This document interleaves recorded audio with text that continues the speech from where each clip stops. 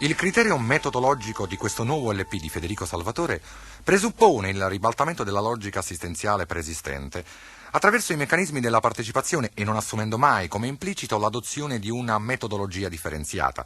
Inoltre l'approccio programmatorio estrinseca la puntuale corrispondenza fra obiettivi e risorse secondo un modulo di oggettivazione orizzontale che nulla toglie, qualora ciò sia identificabile, l'annullamento di ogni eventuale ghettizzazione.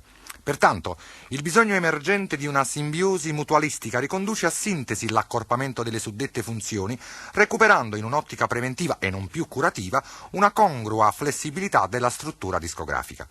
Che cazzo ho detto non lo so, però ha parlato troppo bello. Troppo bello, ha parlato, troppo bello, sono troppo forte, sono troppo forte, ha parlato troppo bello, come parla bello, ma non è...